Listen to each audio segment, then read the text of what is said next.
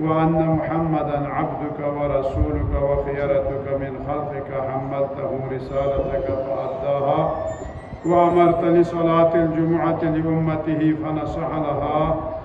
اللهم فصل على محمد وآله أكثر ما صليت على أحد من خلقك وأجزه عنا أفضل وأكرم ما جزيت أحد من أنبيائك عن أمته إنك أنت العزيز الحكيم. اللهم صل على.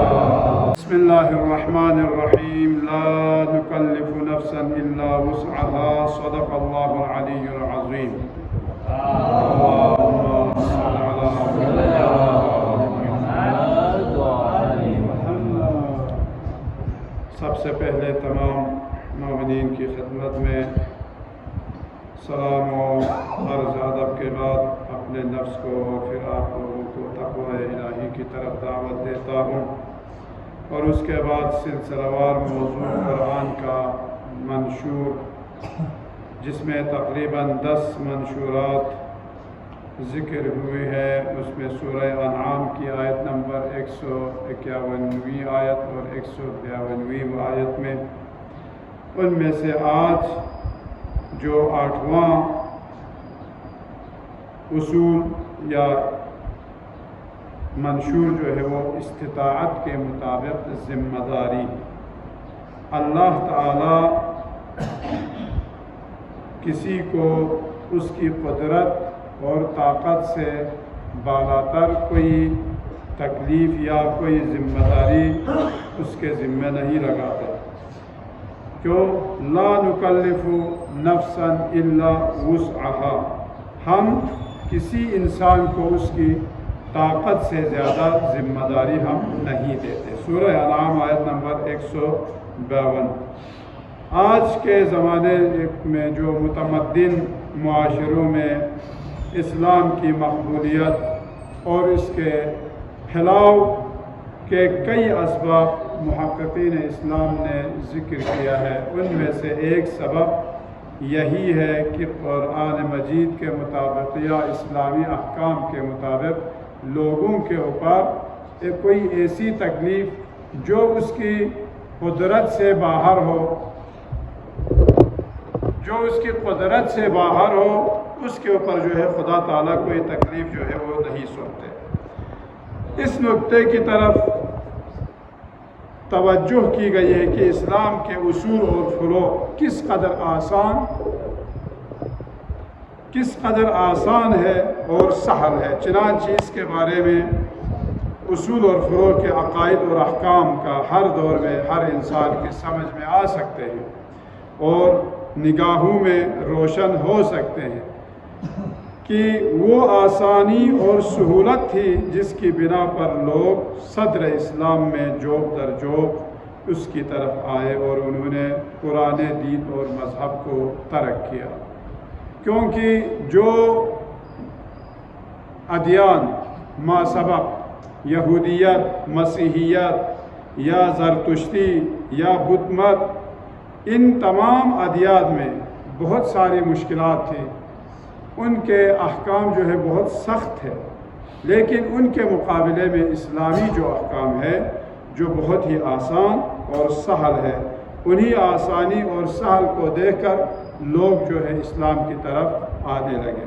مسیحیت میں کیا ہے؟ تثلیث کے قائل، خدا 3 خدا ہے.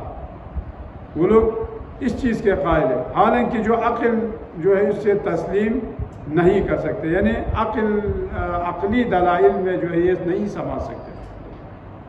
لیکن پھر بھی یہ زور لگاتے ہیں کہ اپنے اس عقیدے کو جو ہے توحید کے ساتھ ملانے کے، جبکہ بھئی توحید اور تثلیث یہ بالکل ایک دوسرے کی ضد ہے. ممکن ہی نہیں کہ یہ دونوں جو جمع ہو سکے. لیکن پھر بھی یہ لوگ زور لگاتے ہیں کہ بھئی کوئی بات نہیں، یہ ایک ایسا مسئلہ ہے جو عقل اسے جو ہے درک نہیں کر سکتی، لیکن حقائق کے ساتھ جو ہے یہ اس کے ساتھ موجود ہے.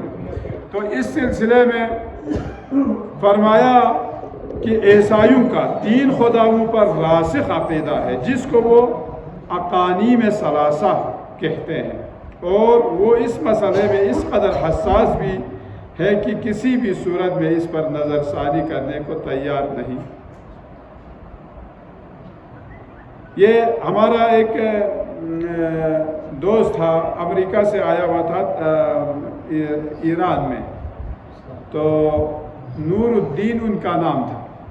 تو اعیاد شعبانیہ یا مختلف عیدوں کے موقع پر مختلف ممالک سے آئے ہوئے طلاب سے انٹرویو لیتے ہیں، بھئی آپ کیوں کر آپ جو ہے نا ایران میں آ گئے، یا کیوں کر آپ شیعہ ہو گئے، وجہ کیا تھی، دلیل کیا بنی کہ جس کی وجہ سے آپ نے جو ہے مکتب اسلام کو، مکتب تشیع کو آپ نے قبول کیا۔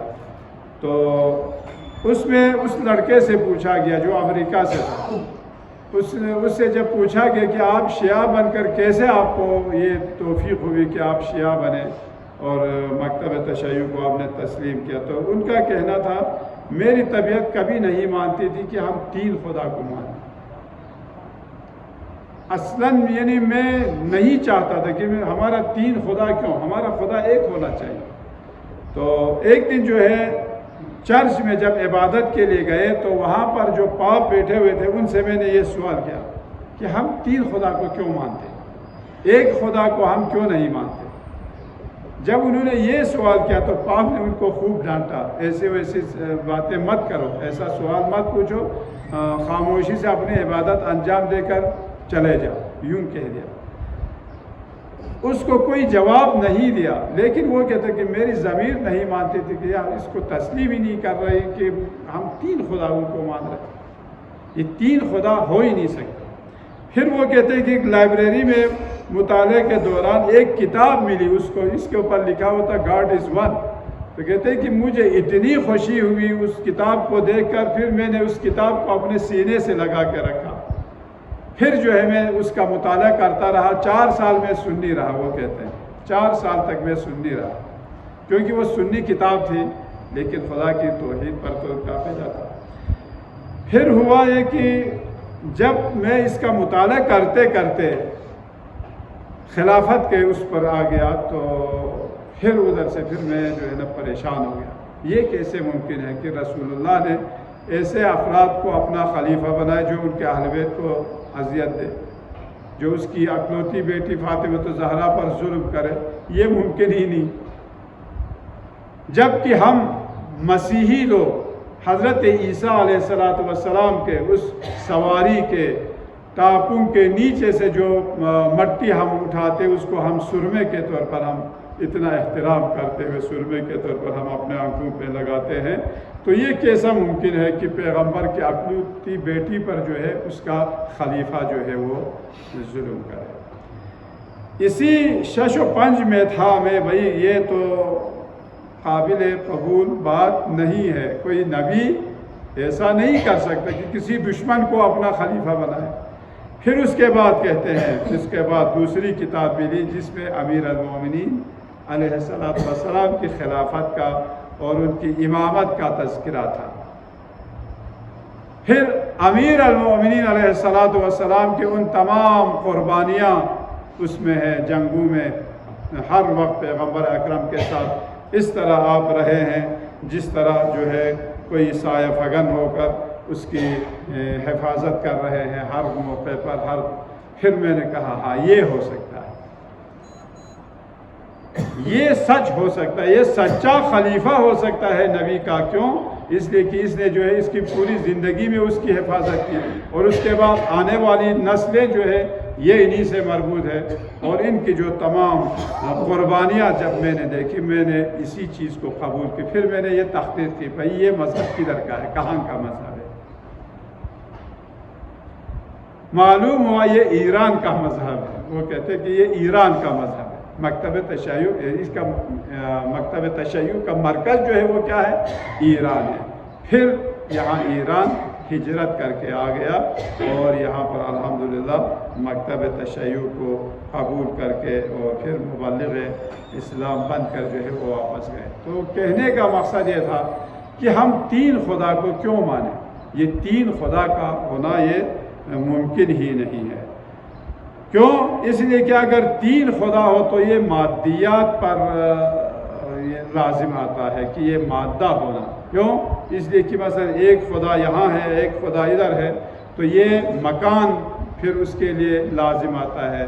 زمان مکان جو ہے وہ خدا کی ذات کے لیے اصلاً قابل قبول اور قابل تصور نہیں، کیونکہ وہ کوئی مکان نہیں رکھتا، وہ کوئی ایسی ذات جو زمان نہیں رکھتا. ان چیزوں سے بالاتر ہے.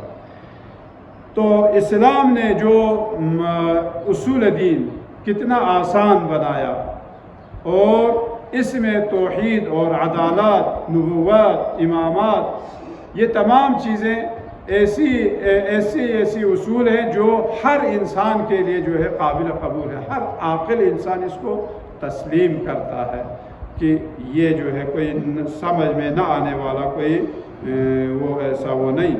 لہٰذا اب جو ہے آپ دیکھیں قرآن کا اور اسلام کا جو حکم ہے روزے کے بارے میں، یہ جو لا یکلف اللہ نفسا الا وسعہا جو فرماتے ہیں، اس میں کیا ہے؟ اگر انسان روزہ رکھنا چاہے، اگر وہ بوڑھا ہو جائے، اگر وہ مریض ہو جائے، اگر وہ مسافر سفر پر نکلے، تو اس وقت اس سے وہ حکم جو ہے وہ ثابت ہو جاتا ہے. اور اس کا وقفہ جو ہے وہ کیا ہے؟ صبح صادق سے لے کر غروب تک ہے. لیکن مسیحیت میں 24 گھنٹے روزے کا حکم جو ہے 24 گھنٹہ ہے، اور اس میں بھی پھر باتیں اگر کرے تو اس وقت جو ہے ان کے روزے کے لیے بھی مسئلہ ہے. لیکن اسلام کا حکم جو ہے بہت ہی آسانی ہے.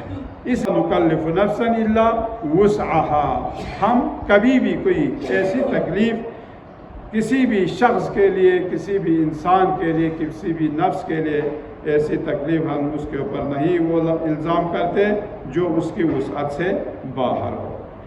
اسی طرح فروع دین میں بھی کتنا آسان اور کتنی آسانی ہے. اسلام میں صرف اصول و عقائد کو سمجھنا آسان نہیں، بلکہ فروع کو بھی سمجھنا بھی یہ بھی آسان ہے.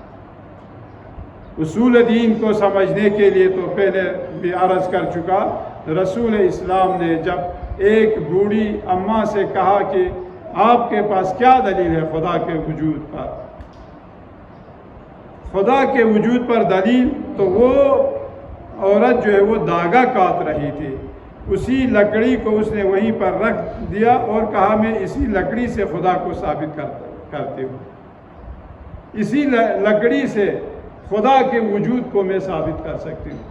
وہ کیسے؟ کہتے کہ یہ معمولی لکڑی ہے جس کو جب تک میں اس کو نہ گھماؤں تب تک یہ نہیں گھومتی.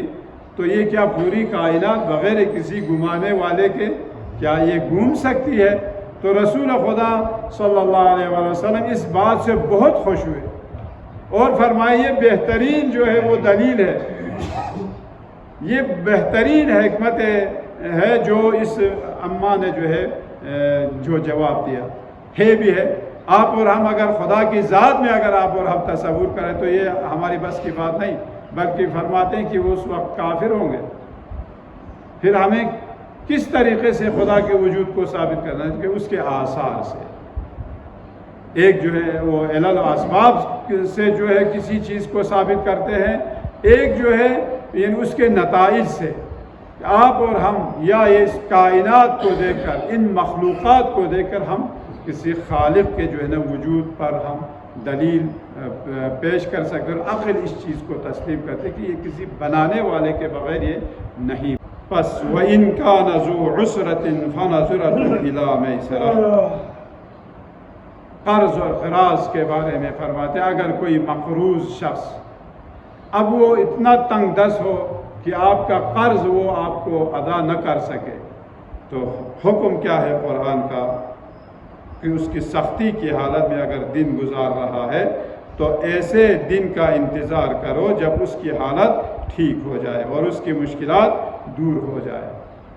اس کے مقابلے میں جو سودی کاروبار ہے یا جو سود کے اوپر جو کام کرتے ہیں، آپ اور ہم نے بھی دیکھا ہوگا، وہ اگر قرضہ دینا ہو تو وہ اتنا قرضہ دے گا جتنا آپ کی جو ہے نا آمدنی یا آپ کا سرمایہ ہے اس کا آدھا دے گا. اس لیے وہ پہلے پوچھتے ہیں بھئی آپ کے کیا کیا جائیداد ہے، کتنی زمینیں ہیں، کتنے باغات ہیں، پھر اس کو وہ لوگ اپنے اس میں لے لیتے ہیں، پھر بعد میں اگر آپ اسے ادا نہ کر سکے تو وہ اسی کے اوپر قابض ہو جاتے ہیں۔ اس وقت یہ نہیں دیکھتا کہ آپ کے پاس کوئی اور چیز ہے یا نہیں، یہ ایک ظالمانہ طور پر جو ہے وہ اس پر قابض ہو۔ لیکن اسلام حکم دیتا ہے بھائی اگر کوئی مقروض شخص ادا نہ کر سکے تو اس کو مہلت دے، اور اس کے لیے اتنا اجر رکھا کہ قرضہ دینے کو صدقہ دینے سے زیادہ ثواب رکھا۔ حالانکہ اگر آپ صدقہ دے دیں تو وہ آپ کے ہاتھ سے چلا گیا، پھر آپ کو دوبارہ واپس نہیں لوٹنا ہے، لیکن اگر آپ قرضہ دیتے ہیں تو قرضہ تو واپس آئے گا، لیکن پھر بھی قرضے کا ثواب جو ہے اس صدقے سے زیادہ ہے، اور جب تک وہ قرضہ آپ کو واپس نہیں، آپ کو جو ہے اس کا حسنہ اور اس کا اجر جو ہے وہ اللہ تعالیٰ دیتا رہے گا۔ ما یرید اللہ لیجعل علیکم من حرج ولا یرید لیطہرکم، خدا نہیں چاہتا کہ تم کو زحمت اور مشقت میں ڈال دے، بلکہ چاہتا ہے کہ اس کے ذریعے سے تم سے جب کوئی خطا سرزد ہوتی یا وہ اپنی ذمہ داری جو ہے وہ قبول نہیں کرتے تو اس وقت یا اگر بھول جاتے یا خطا کی وہ جواب دہ سمجھی جاتی، مگر امت اسلامی میں ایسا نہیں ہے۔ اگر آپ بھولے سے، رمضان کا روزہ ہے، بھولے سے آپ نے پیٹ بھر کر کھانا کھا لیا، کھانا بھی کھا لیا، پھر پانی بھی پی کے آپ جو ہے ٹیک لگا کر بیٹھ گئے، اس وقت یاد آ گئی کہ اوہو میرا تو روزہ تھا، اب روزے کا کیا، کوئی بات نہیں، آپ نے خوب کھا بھی لیا اور آپ کا روزہ بھی صحیح ہے۔ کتنا آسان۔ یا اسی طرح نماز کا دیکھیں، نماز اگر آپ کھڑے ہو کر نماز نہیں ادا کر سکتا، نہیں پڑھ سکتا تو آپ کو بیٹھ کر پڑھنے کا حکم ہے، اگر بیٹھ کر نہ پڑھے تو لیٹ کر پڑھنے کا، اگر لیٹ کر بھی نہ پڑھ سکے تو انسان کے قلب میں، دل میں جو ہے آپ رکوع سجود، کتنا آسان ہے۔ فرماتے ہیں کہ خدا تعالیٰ کے احکام بہت آسان ہیں۔ ربنا لا تؤاخذنا ان نسینا او اخطأنا ربنا ولا تحمل علینا اصرا کما حملته علی الذین من قبلنا، پروردگارا جب ہم کسی چیز کو بھول جائے یا خطا اور غلطی سے دوچار ہو تو ہم سے ہرگز مواخذہ نہ کرنا، اور مشقت کے امور کی ہم کو ذمہ داری نہ دینا جیسا کہ ہم سے پہلی امتوں کو دی گئی تھی۔ سورہ بقرہ آیت نمبر 286۔ اس کے بعد فرمایا، یعنی اس آیت میں اور اس جیسی دوسری آیت میں یہ پتہ چلتا ہے کہ اسلام میں ذمہ داریاں اور فرائض جو انسان کی اپنی توانائی کے مطابق، یہ تکلیف وہ بھی نہیں کہ اگر تربیت کی خاطر پچھلی امتوں کو اس قسم کے پرمشقت اور عام قوت سے زیادہ ذمہ داری دی گئی تھی تو لیکن دین مقدس اسلام میں موجود نہیں، جیسا کہ فرمایا ربنا ولا تحملنا ما لا طاقت لنا به واعف عنا واغفر لنا وارحمنا انت مولانا فانصرنا على القوم الكافرین۔ یہ تمام چیزیں پھر رسول خدا فرماتے ہیں یہ دین اسلام محکم استوار ہے جو ہر قسم کی تکلیف، زحمت اور مشقت سے دور ہے، اس میں رفق اور ملائمت سے داخل ہو، خدا کی عبادت کو خدا کے بندوں پر گرا نہ کرو ورنہ اس تند و تیز سوار کی مانند ہو جاؤ گے جو نہ تو اپنے مقصد تک پہنچا اور نہ سواری کو باقی رکھ سکا۔ امام محمد باقر علیہ السلام روایت کرتے ہیں کہ ایک شخص، ایک مسیحی کو یا یہودی کو کسی مسلمان نے اس کو دین اسلام کی تعلیم دے کر اس کو مسلمان کے اسلام کی طرف جو ہے اس کو کنورٹ کیا، پھر وہ نماز شب کے موقع پر اس کا دروازہ کھٹکھٹاتا ہے، بھائی کون ہے؟ یعنی آپ کا مسلمان بھائی۔ یہ امام جو ہے اس چیز کو روایت کرتے ہیں، مسلمان بھائی کیا کرنا چاہتے ہیں؟ کہتے ہیں نماز شب کا بہت زیادہ ثواب ہے، اس کی بہت بڑی فضیلت ہے، لہٰذا مسجد میں جو ہے نماز شب کے لیے جاؤ۔ وہ بیچارہ نماز شب پڑھے، پھر اس کے بعد نماز صبح کا وقت ہوا، پھر اس کے بعد کہتے ہیں نماز صبح جب ختم ہو گیا اب نوافل کا ٹائم ہے، نافلہ پڑھنا ہے۔ کب تک؟ یعنی سورج طلوع ہونے تک مسجد میں بیٹھنے کا بڑا ثواب ہے۔ اس بیچارے کو اس وقت تک مسجد میں رکھا۔ اسی طرح جو ہے وہ نوافل کے سارے نوافل کے، ظہرین کے نوافل، پھر مغربین کے نوافل، ان کے لیے وہ بلاتا رہا۔ پھر وہ جب دوسرے دن جب وہ چلا گیا، کون ہے بھائی؟ تو کہا کہ آپ کا مسلمان بھائی، بندہ خدا یہ اس لیے دین جو ہے نا بیکار لوگوں کے لیے، ہم نے بیوی بچے پالنا ہے، ہمیں کچھ کام بھی کرنا ہے۔ یہ جو ہے نا یہ ایک ایسے لوگوں کے لیے یہ مذہب ہے، یہ جو جس کا کوئی کام نہ ہو، جو بیکار ہو، ہمیں اور بھی کام کرنا ہے، تو ایسا نہ ہو۔ اس لیے آپ اور ہمارے لیے بھی، یعنی جو ہم اپنے اس ماحول میں، اگر کوئی بچہ امام زین العابدین علیہ السلام نے نماز بہت جلدی میں پڑھائی، نماز جماعت جو ہے بہت جلدی میں پڑھائی، تو بعد میں لوگوں نے سوال کیا فرزند رسول اتنی جلدی؟ تو آپ نے فرمایا کیونکہ صف میں ایک بچہ بھی تھا، ایک چھوٹا نابالغ بچہ بھی تھا کہ یعنی نماز کے صف میں، لہٰذا میں نے اس کا لحاظ کیا، اس بچے کا، کیونکہ اگر ہم زیادہ طولانی اگر ہوگا تو وہ بچہ جو ہے وہ اکتا جائے گا۔ اس کے بعد مسئلہ شرعی بھی بہت ضروری ہے، مسئلہ شرعی کے بارے میں بھی، کیونکہ ایک مسئلہ بھی اگر ہو جائے انشاءاللہ ثواب بھی بہت بڑا ہے، اور یہ ہماری ذمہ داری بھی ہے اور اس کی ضرورت بھی ہے۔ سوال یہ ہے کہ نگاہ ڈالنے کے احکام ہے، مرد کے لیے نامحرم عورت پر نگاہ ڈالنے کا کیا حکم ہے؟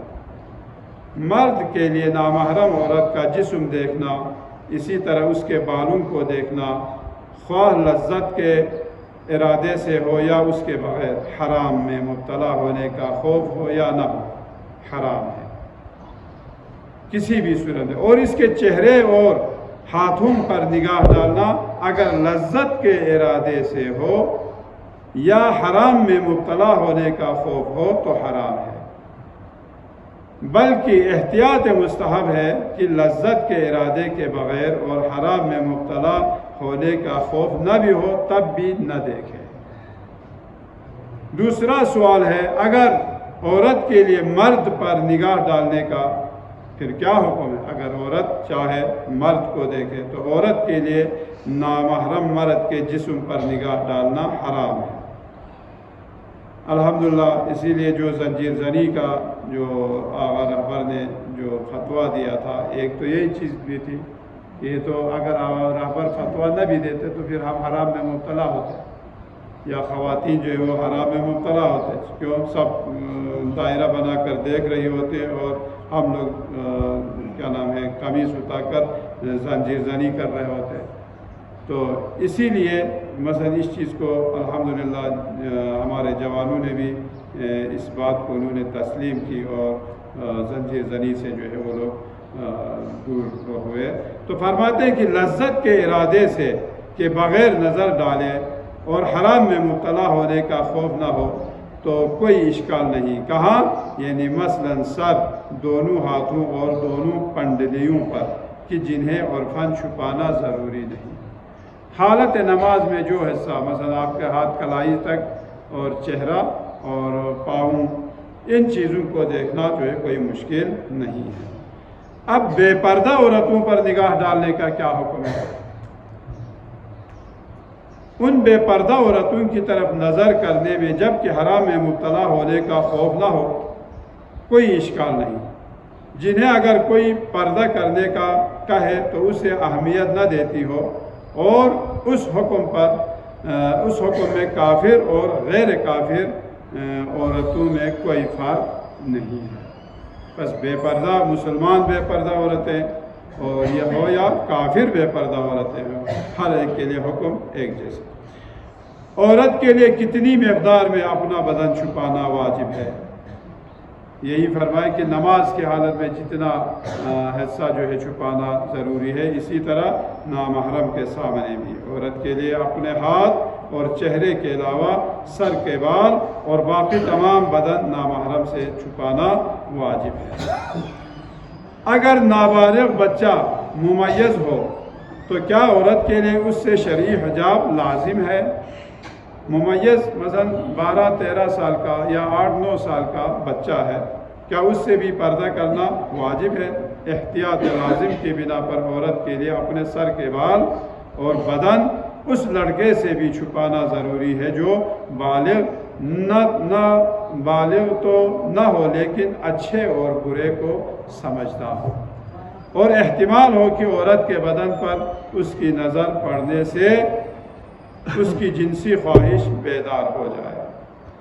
آخری سوال ہے، نامحرم عورت کی تصویر دیکھنے کا کیا حکم ہے؟